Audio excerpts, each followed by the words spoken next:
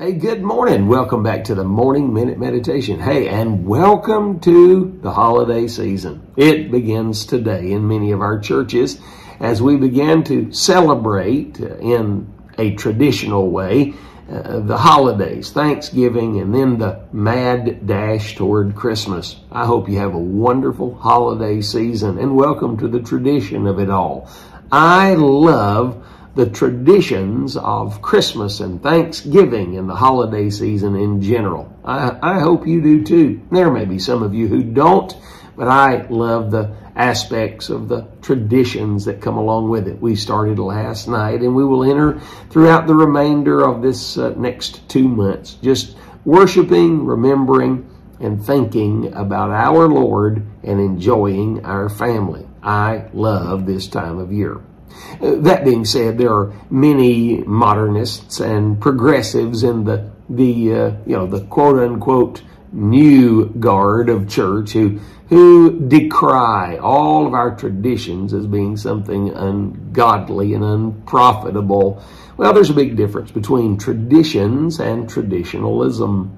Traditions are perfectly fine. The Apostle Paul to the Colossian church made mention of this in chapter 2, verse 8.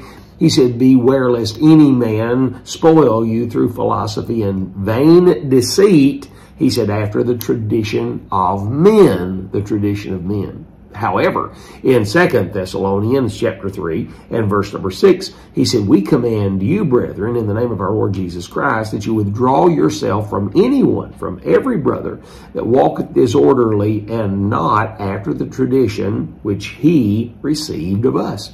So in one verse, the Apostle Paul says there are traditions that are negative, while in the other verse, he says there are traditions that are positive. And never forget that once you do something twice, it becomes a tradition.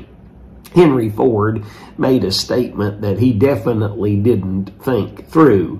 He said, "We do not need tradition. The only tradition we need is the history we made today." Well, that's a sad and stupid statement, because the fact is, if we viewed tradition the way he did, we would no longer be driving any automobile. We would have progressed past that.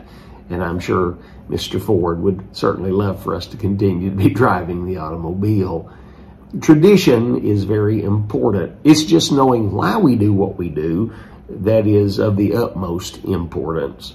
The story was told of an ancient Chinese Christian who would worship every day in his poverty during very tough times in China by placing a dish of butter in the windowsill. And as he placed it up in the windowsill, he would go to prayer and meet with the Lord. That butter was a symbol of all that he had. It was a sacrifice unto the Lord. Just simply saying, "I give my all to thee."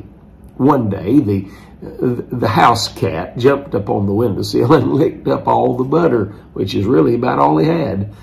He then went and was able to acquire more butter, and then every morning when he would do his ritual or tradition of putting the butter in the windowsill, he now would tie the cat to the bedpost. Many Chinese Christians, finding out about his traditional worship, began to emulate it by doing the same. Many generations later, there were several Christians still following that tradition without understanding why it began. They would put the butter in the windowsill, and interestingly enough, all of them had purchased one cat that they could tie to the bedpost every morning. Isn't it amazing? Why we do what we do oftentimes is skewed by a lack of understanding of the reason that it originated in the way that it did. Hey, be traditionalists, but understand your tradition. Think on these things today, my beloved brethren, and have a great holiday season and a wonderful Lord's Day.